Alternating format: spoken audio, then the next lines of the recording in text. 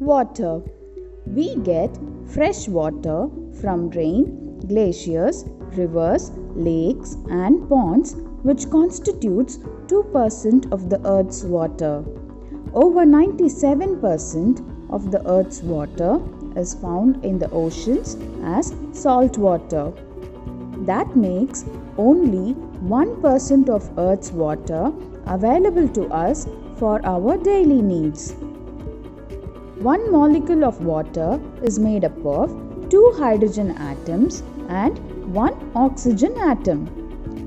In a molecule of water, 2 hydrogen atoms are connected to oxygen atom with a covalent bond. One molecule of water is connected to other molecules of water by hydrogen bond, thus forming a network of water molecules.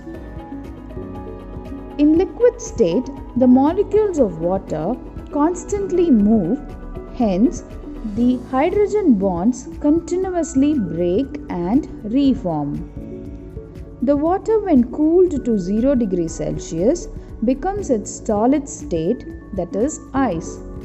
The water molecules in the ice are arranged in a specific hexagonal structure with more space in between them. Hence, it reduces the weight of the ice and helps it to float on the surface of the water. Have you heard about water cycle? Due to the sun's heat, the water in lakes, ponds, rivers, seas and oceans becomes water vapor. This process is known as evaporation. The water vapor travels up in the air, mixes up with other gases and dust particles and form the clouds. This process is called condensation. These clouds grow heavier and become grey in color with more water vapor. When the clouds couldn't hold any more water vapor, it breaks out as rain. This process is called precipitation. The rain fills the lakes, ponds, rivers, seas and oceans, and also it penetrates into the earth, forming underground water.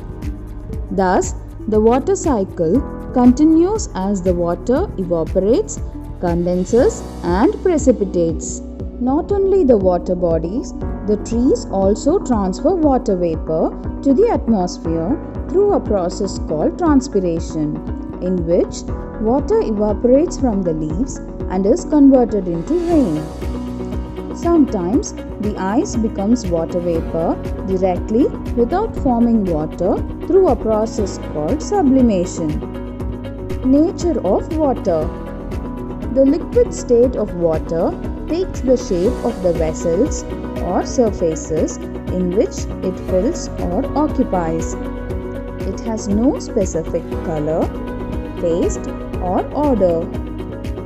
Due to its continuous bonding nature, it has the ability to dissolve many substances. Our body contains 40 liters of water. It helps to dissolve the digested nutrients and transport them to different parts of our body.